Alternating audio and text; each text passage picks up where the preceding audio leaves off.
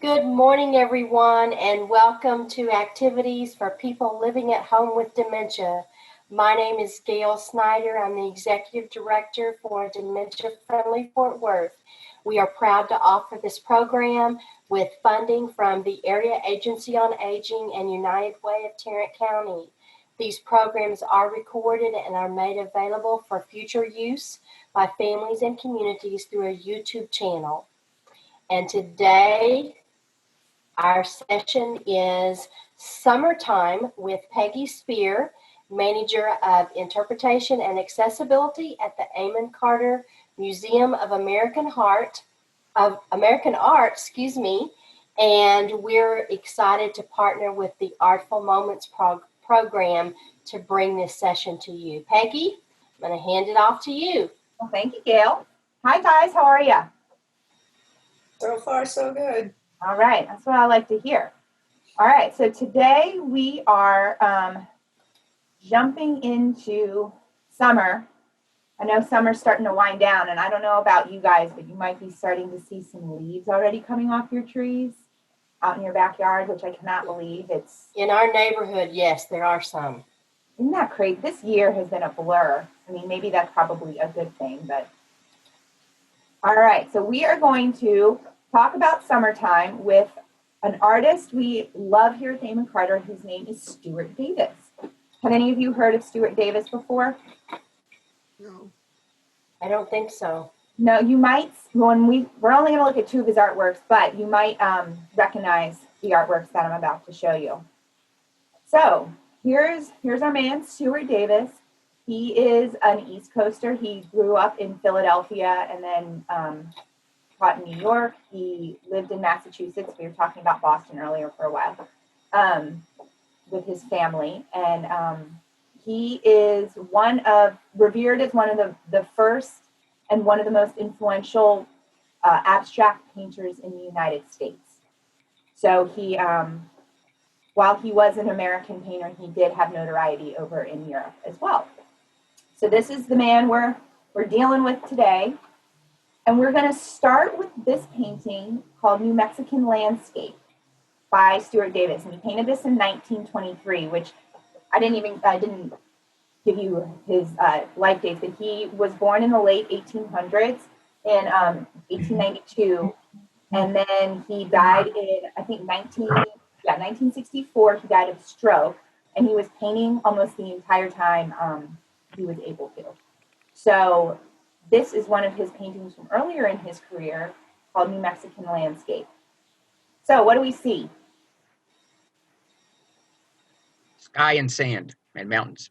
Sky and sand and mountains. Very good. What else? Do you see anything else down in the bottom? Adobes. Right. Those are some pueblos.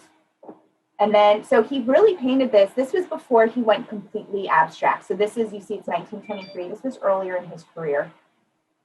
And it's in three real registers. You see the adobes, like Patrick pointed out at the bottom. Then you see the sand and mountains right in the middle. And then what's at the very top? The clouds. Clouds. So he broke it down pretty abstractly into just three registers of land. And then we see the pueblos. So summer, we're talking about summer. What do you think this, looking at just the colors and alone, what do you think this type of weather was? Hot and dry. Hot and dry. You are right. What made you think that? Because we used to live in West Texas. And you know. We're in Lubbock, and you think of Lubbock as just flat, but it's the altitude up there, it's 3,500 feet.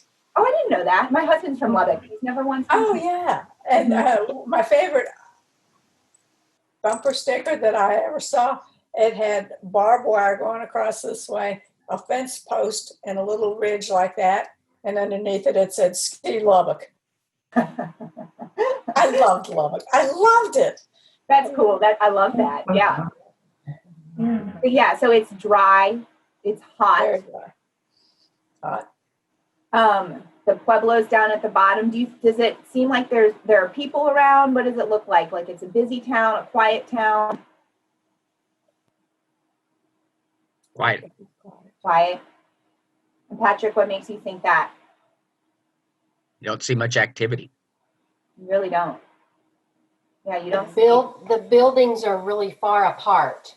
Mm-hmm. Right. Now, okay, so I'm glad you said that, Gail, because he was a city boy. And then he came out to Taos. This is right outside of Taos, or this is actually right outside Santa Fe. So he came to Santa Fe, like a lot of other artists at that time who were very interested in this landscape. And he really hated it because everything was so spread out. So how many people are city people? How many people are ranch, rural, like their space? They could put, acres and acres and not see anybody. Which are those people? Who are those people? Anybody in the Gail? That Oklahoma and you want that land? No, I was actually waving at Kristen. She's there with her mom, and I was just waving hello. So he came. So when Stuart Davis came, do you think this weather was similar or different to what was happening up in New York? Very different, probably. Very different, yeah. Very, like we were talking about humidity earlier with the rain or the sprinklers in our hair and the rain in our hair. Very dry and arid, very hot. He vacationed here for about a month or so with a few other artists. I don't know if it was in the summer or not, but I don't think it matters. It's like this most of the year. Hurricane's desert. Has anyone been to Santa Fe or Taos? Yeah. Yes. You have. Which did you go to both? We lived out in West Texas. We got to a lot of those different places. Drove to California a couple of times. And oh, cool. So you probably drove through places like this then on your travels. Yeah, I love flat and dry. Yeah, I don't mind it either. Did you like Santa Fe or Taos more? Oh, I don't know. I think I liked them both. I just liked it. So I was happy. It's a totally different vibe. And so Stuart Davis came out here with another artist, Marsden Hartley, which some of you might know or might not know, but I'm sure all of you know Georgia O'Keeffe. And so Georgia O'Keeffe was painting out in this area at the time, and Stuart Davis and Georgia O'Keeffe kind of ran in the same crew back in New York, and O'Keeffe was married to a man named Alfred Stieglitz. Stieglitz was a very well-known photographer, but he also had a gallery that featured a lot of avant-garde American artists. So Stuart Davis was one of those artists that Georgia O'Keeffe's husband was featuring back in New York. So they all went together to paint these New Mexican landscapes. Stuart Davis hated it, and some speculate. Do you see the gray bands around the outside of the painting? Yeah. Some people think that art historians say that was his way of kind of framing it to give you this sort of distance from it, because he never felt connected to that landscape. So it's kind of hinting at that feeling that this is something that's far away from me and I don't quite understand it. Interesting concept. Any other observations or thoughts about this painting? And we can jump over to, I think the next painting I like more, but the cheese might stand alone. I want to say good morning and welcome to Joe and Patsy. We're glad to have you back.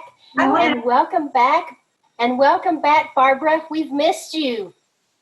You've been gone for a while. And welcome back, Ruth. We're glad to have you with us today. All right, go ahead. I just wanted to welcome them to the program. I'm glad y'all are here. It's funny the way my band of pictures is right now. I can only see like 3 or 4 of you at a time. So when people are joining, I'm not even seeing your faces. So I'll have to remember to scroll down. Welcome all of you. All right, so we're jumping to our next Stuart Davis. Totally different, huh? Oh, yeah. Wow, love the colors. Aren't they beautiful? Sure. All right, so tell me, so this one is called Bass Rocks No. 2. He painted it in 1939, so that's almost 16 years after the last painting. I mean, what do we see? What's happening? Totally different vibe, huh? All right, so what do you guys, I know this is pretty abstract, but are there any things that jump out at you or anything you might speculate it is?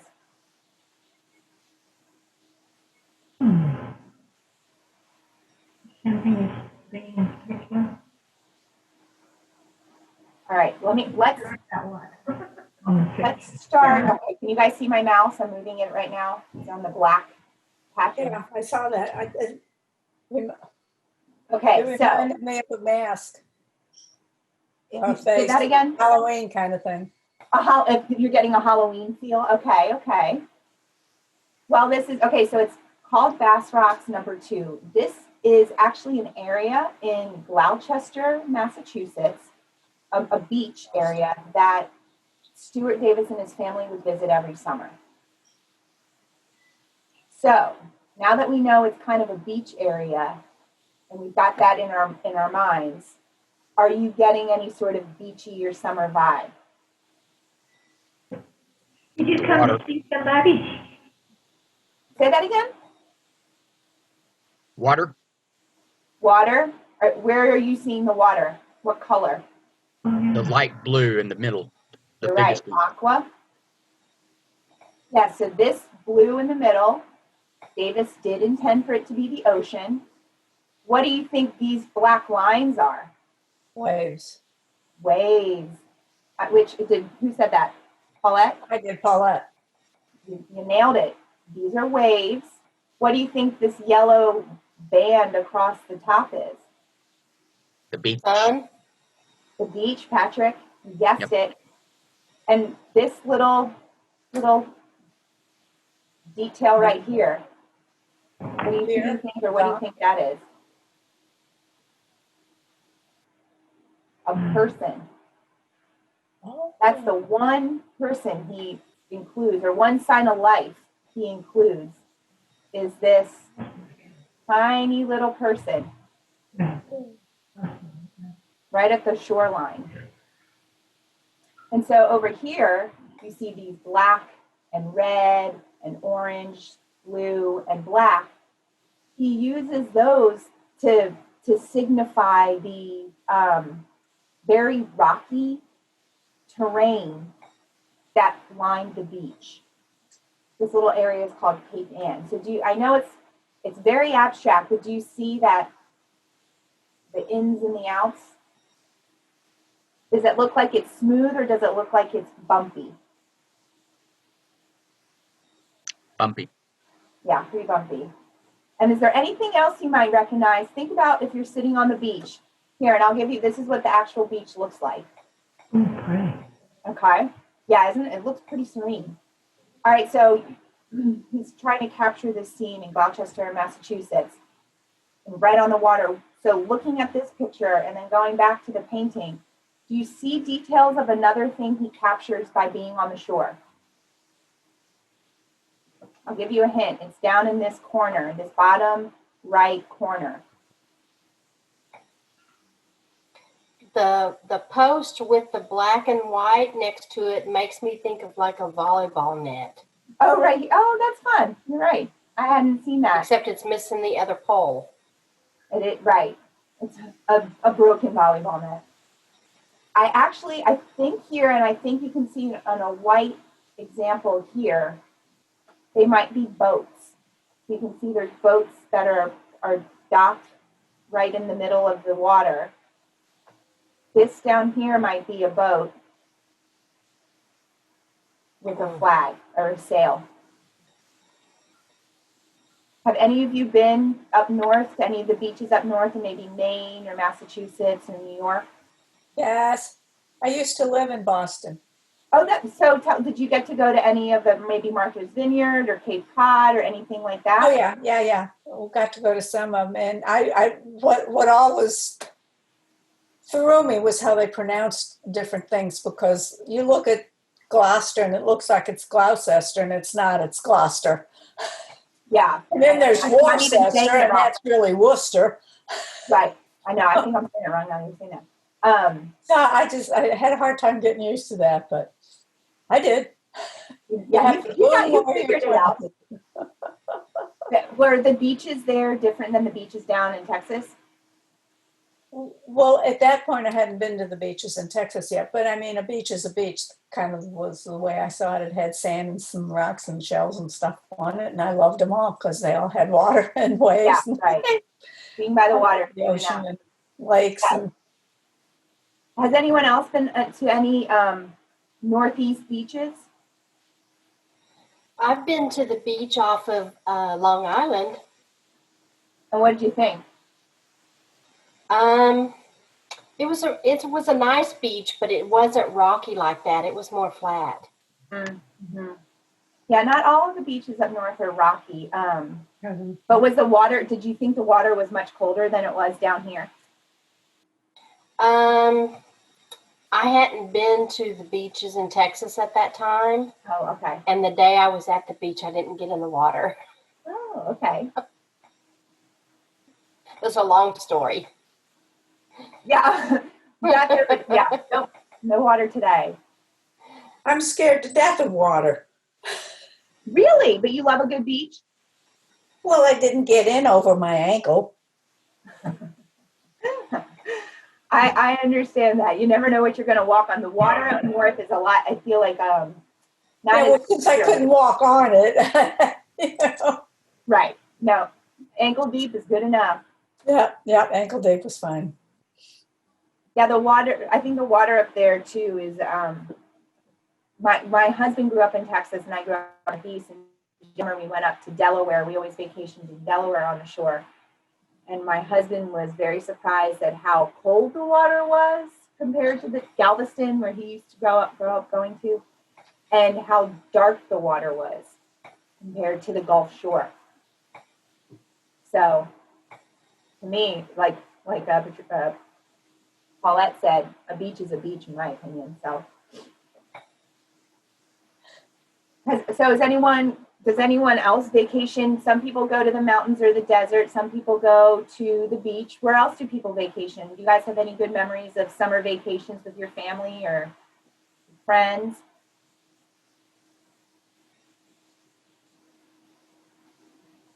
Well, our kids have moved around a lot, so we vacation where the kids are living next. Where the kids go? Were there any families or anybody who go to like ranches in like Montana or Wyoming, get totally away from the heat and just hang out in the cabin? Are there any summer vacationers of that type?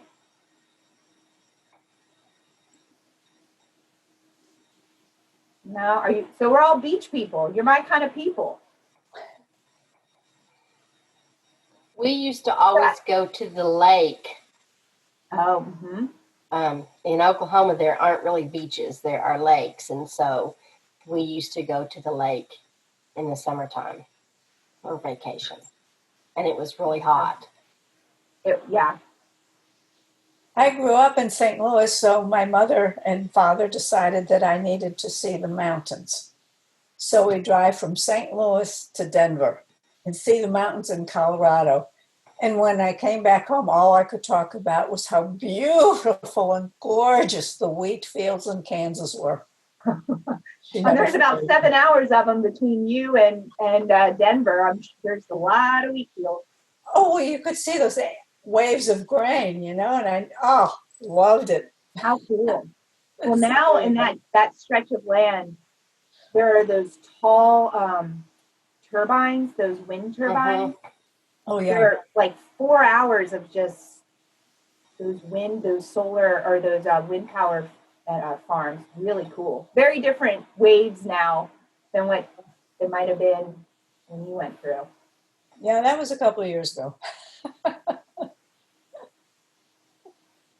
So Stuart Davis, as you can see, his summertime depictions kind of changed. He went from single to going wherever he could to paint, to then really abstracting what he saw. And he said in this particular painting, he didn't necessarily want to capture exactly what he saw in Massachusetts, but he wanted to capture the feeling he felt when he was at the beach with his family. So to me, this looks like a pretty darn good time. What do you guys think?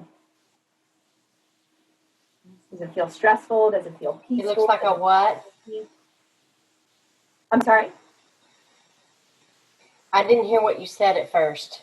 Oh, I said, so he just wanted to capture what he felt when he went to the beach. What type of time does this look like he had? Was it maybe stressful, happy, sad, also busy, low key? What do you think he was trying to capture? Very busy and a lot of things going on in the same space. Yeah, definitely. Yes, very busy. All sorts of things happening. And I think it looks like there's another person That's okay. besides the one that you mentioned Uh-huh. in the water portion down low underneath that red.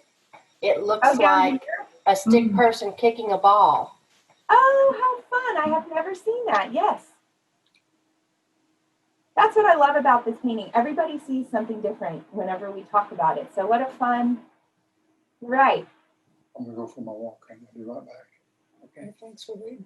Does anyone else see anything that we didn't point out that when they look at this? 700 steps. Well, you know, to me, this part, yellow part towards the top there with the red, almost looks like sand with footprints. You know, footprints left. Oh, I in it. love that. You guys see where she's talking about right up here? Yeah, yeah. Very cool. I love that. And I thought maybe that red was signifying the heat from the beach. Yep. Okay, that's a good, man, you guys, I love all these different. I just noticed at the top here, it looks like a little window almost. Yeah. That would be a nice prime real estate at the beach, beachfront, huh? And then maybe, yeah, I guess maybe clouds up here. Yeah, I'm wondering if this is a bird. This white piece right here looks like a bird. You're right. I hadn't really looked up here very much. That's the reason I'm just And looking you know, over. what are they, seagulls? Those are white birds. Man, I think you're onto something.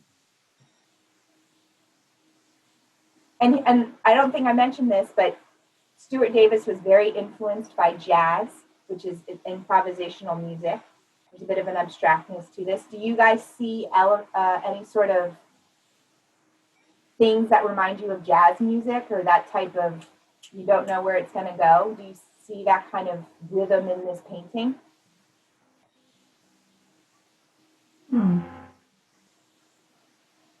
The lines are like that because none of the lines are patterns really. Yes. They're very short patterns. Kind of a jazzed up picture, I guess. It's just a lot of stuff going on. You're right, and I think in that sense too, a lot of his paintings from this era have that same feeling where it's pretty chaotic, and you might see it's not totally abstract because you were all able to point out elements that exist, but it's not as you would see it in the world. And so jazz too has that type of unpredictability the same way a abstract painting would be. So he was able to kind of blend the two together. Because you can see he wasn't listening to jazz here. Here we're grooving. So what we do, this is an activity that we often do when we're in the galleries looking at the painting together, but I invite you guys to do this when you're at home and maybe you have a piece of string or wire or something, but look at different paintings or pictures you have in your house, maybe framed pictures or landscape paintings, things like that. So you're going to get a piece of string, wire, whatever you can find, paper clip, and open it up. And then try to recreate some of the fun lines that you see in the artworks that you're looking at. So here was my attempt to have a wire. I tried to recreate this little line right here and see if what you can make with just your little piece. And it makes you kind of appreciate some of the details that you might not have initially seen because like you all pointed out, this is kind of a busy painting, but makes you notice some of the lines that the artist or photographer incorporated to create some sort of balance or interesting visual inclusion in the painting. And my husband and I, we will do this with things at home, and we'll say, okay, can you find the line that I just created? We almost make it like a little game. So it requires a lot of close looking. So maybe you can challenge your family, your friends, whenever they're over next, if you're looking for just something easy and quick to kind of do, you can create your own little lines based on what you're seeing in front of you. So any last thoughts? It's about 11:02 right now, so I know lunch is coming up and people have things to do, but are there any other observations or comments you guys have on what we saw today?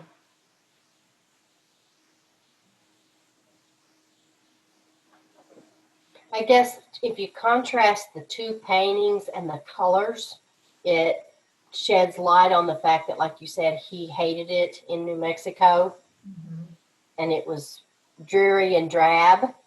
Yeah. And then this painting in a place that he loved is bright, cheery colors.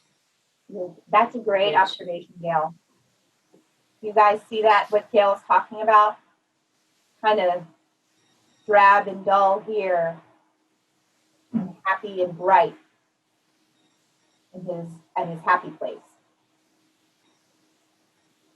So I'm sure you've gone on trips where you've felt one way about it and then gone on a trip and been like, oh man, this is the best time ever. So that does come through.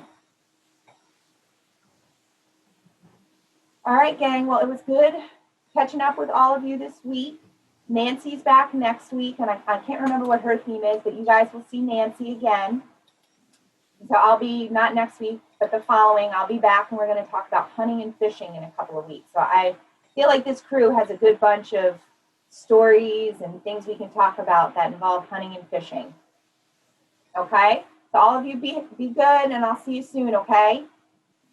That sounds great, Peggy. Thank you so much for bringing some very interesting artwork to our group and helping us to just look at it and analyze what each person sees. It's a lot of fun. Great. Well, yeah, this was a good conversation today, guys. I hope you all stay healthy, and we'll talk soon. All right. Thank you. Bye, y'all. Bye. Bye. So I am going to give you our topic for tomorrow. Give me just a moment. So join us tomorrow at 10:30 for a new session of the virtual version of the game Jeopardy, starting at 10:30. So y'all have a great rest of the day, and we're so glad that we had some of you who aren't with us very often to join us today.